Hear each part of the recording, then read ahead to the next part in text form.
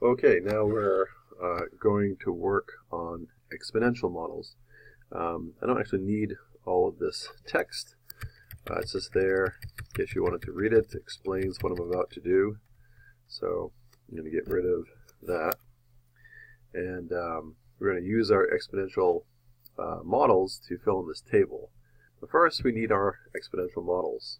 It's really easy to do. We go back to our spreadsheet. Under trendline, click exponential. So we're converting all of them to exponential. Right? We're not worrying at the moment about whether some should be linear and some should be exponential and some should be neither. Again, this is a fairly naive approach, but it'll give us some perspective. So all these equations have been converted to exponential equations. But they look a little funny, and they're not quite in the form that we're going to use in 101. So how are we going to convert?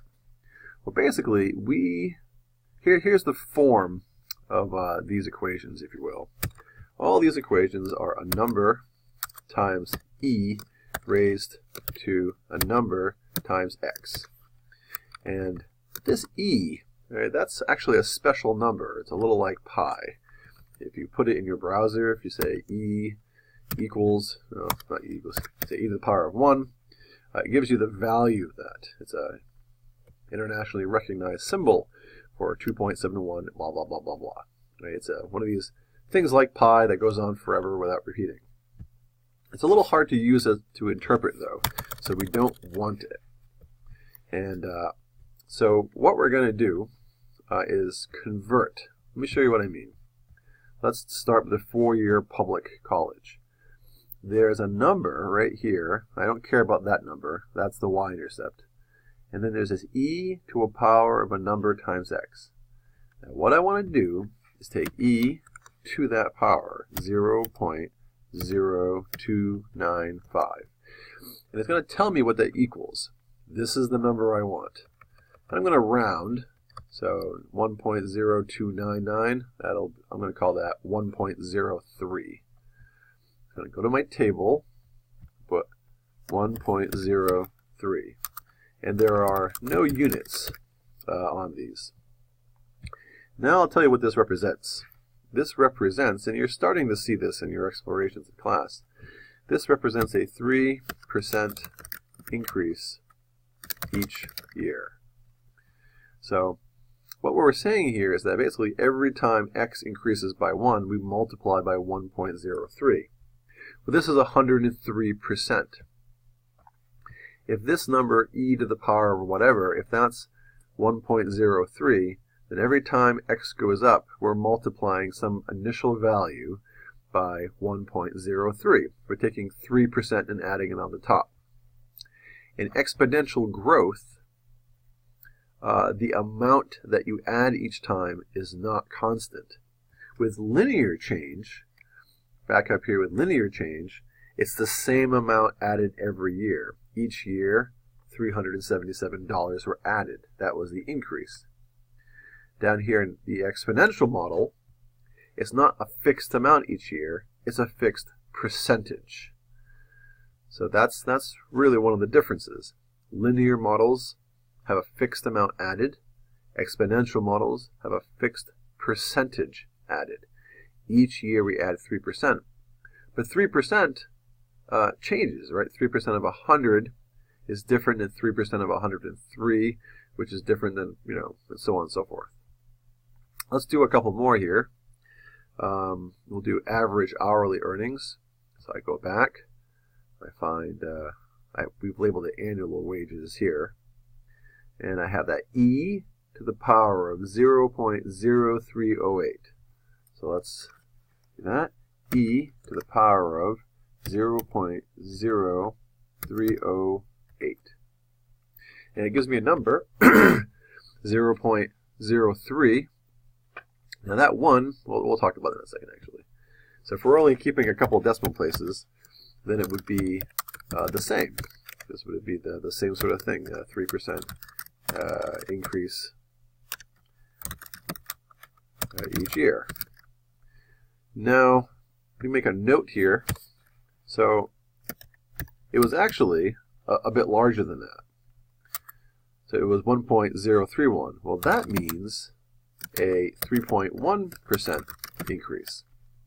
So these sort of things do make a difference eventually over the long term. We'll see this in our explorations in class. And, depending on how picky you want to be here with comparing these numbers, now we have a particular measure of income growing at a slightly faster rate than the cost of public college. So, assuming an exponential model, you could argue that income has outpaced the cost of college. Let's see, average wages of the triangles. It's actually not a bad fit. And a 4-year education, also not a bad fit. So it's not a crazy thing to conclude if you're using annual wages as derived from average hourly earnings. So we're just going to keep 3 digits here. Let's do one more, real median personal income. So real median personal. Now this ends up looking a little funny. There's the E. There's the little caret. It's an e to the power of.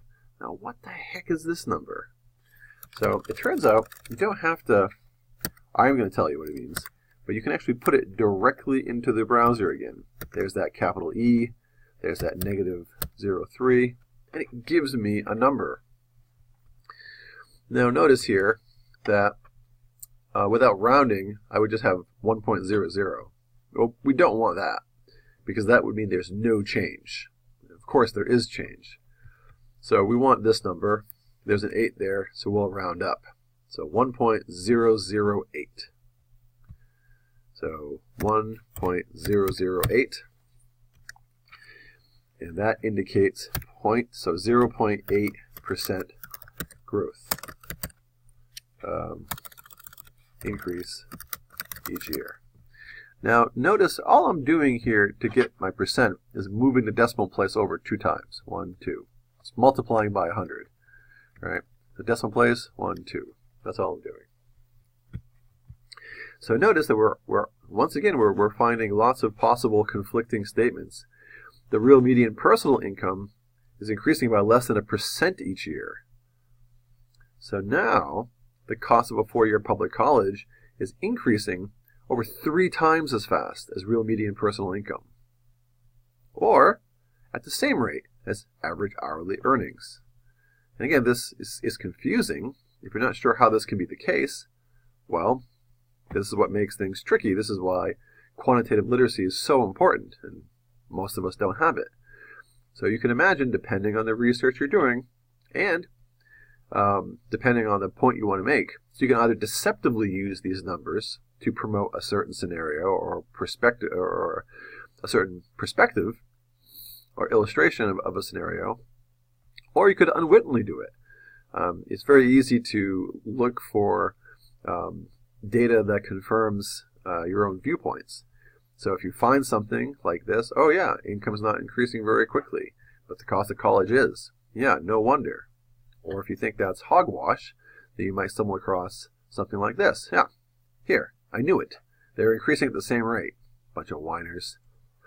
So you can already make 2 very different statements here about how the cost of college has changed versus the cost of the income. This brings us down to this next question down here. Not the ranking one, that's easy, but rather, and you'll use the table for Q8, but rather this one, the ratio. So I can do 2 of these. So the ratio of the cost of a 4-year public college to, say, average hourly earnings is a ratio of 1.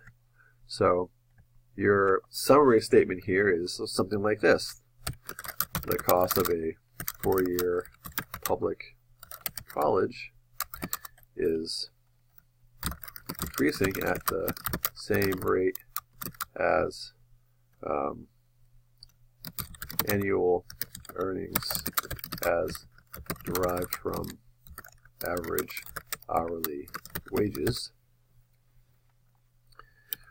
Or you could make the statement, well, not or, but and, the cost of a 4-year public college is increasing Now, if we're comparing this to real median personal income, so the ratio is 3 to 0.8.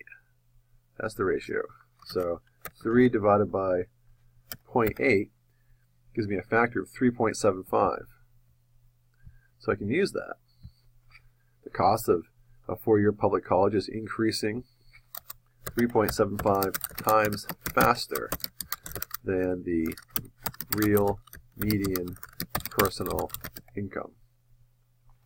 There are two statements. One that's not alarming at all. This makes sense. Everything's getting more expensive. And the other one, there's a significant difference between the change of these two values. It's no wonder people can't afford it. I wonder which one's more accurate. So in the course of doing research, quite often questions come up. This is the natural process.